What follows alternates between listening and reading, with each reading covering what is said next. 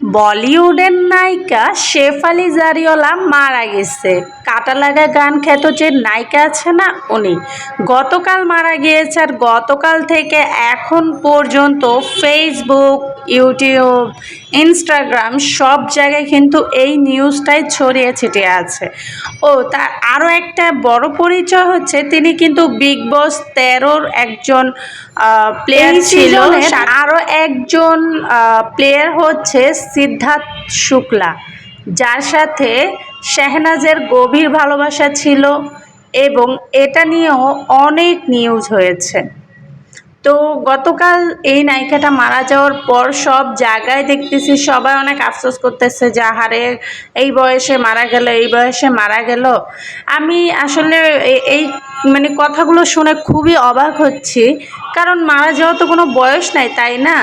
যে কোনো বয়সে সে তার হায়াত শেষ হয়ে গেলে মারা যেতেই পারে ভাই। আমরা মানুষ, আজ না হয় কাল, কাল না হয় পরশু আমরা মারা যাব, এটা খুবই স্বাভাবিক এবং এটাকে খুব নর্মালভাবেই নেওয়া উচিত, তাই না? যখন 2 বছরে একটা শিশু মারা যায়, এটা খুব নর্মাল। যখন 100 বছর, 80 বছর, 70 বছরের একজন বৃদ্ধ লোক বা একজন বৃদ্ধ মহিলা মারা যায়, সেটাও খুবই স্বাভাবিক। তার হায়াত মানে তার হায়াত যতদিন ছিল সে ততদিন বেঁচেছে, এটা নিয়ে এত আফসোস করার কিছু নেই। তবে অবশ্যই কেউ একজন মারা গেলে, বা সে নায়িকা হোক বা নর্মাল মানুষ হোক বা নিজের আত্মীয় স্বজন হোক বা আমার কিছুই না হোক, মারা গেলে অবশ্যই কেউ মারা গেছে এটা শুনে একটু খারাপ লাগবে। আর আপনাদের অবশ্যই এটার জন্য খারাপ লাগাটা খুবই নর্মাল। তাই বলে এটা না যে এত তাড়াতাড়ি কিভাবে মারা গেল, কেন মারা গেল, মানে এগুলো কেমন প্রশ্ন, আমি বুঝি না। মারা যাওয়ার কোনো বয়স লাগে ভাই? মানে যখন যার হায়াত শেষ হবে তখন সে চলে যাবে।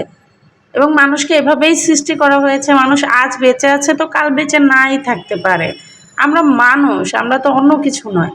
আর পৃথিবীতে যত কিছুই সৃষ্টি হয়েছে সবাইকেই একদিন না একদিন যেতেই হবে। কেউ আজীবনের জন্য আসেনি পৃথিবীতে, কেউ আজীবন পৃথিবীতে থাকতেও পারবে না, সে যেই হোক না কেন। এই পৃথিবীই তো থাকবে না ভাই, মানুষ কিভাবে থাকবে?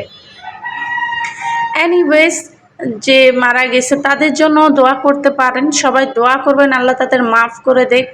আমরা আসলে সবার জন্যই দোয়া করব যে আল্লাহ তাদেরকে মাফ করে দেখ, তাদের গুনাহসমূহ মাফ করে আল্লাহ তাদেরকে ভালো রাখুক, ওপারে তারা ভালো থাকুক।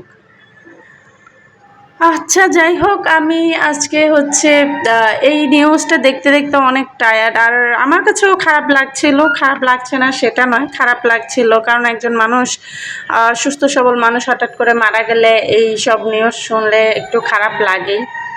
আমাদের আসলে কিছু করার নেই, আমরা আসলে সবার জন্য দোয়া করব আল্লাহ সবাইকে ভালো রাখুক। যারা পৃথিবীতে আছে আল্লাহ তাদেরকে ভালো রাখুক, সাহি সালামত রাখুক, সঠিক পথে রাখুক, এবং যারা মারা গেছে আল্লাহ তাদেরকেও ভালো রাখুক তাদের জায়গায়। সবাই ভালো থাকবেন, নিজের খেয়াল রাখবেন এবং সুস্থতা নিয়ে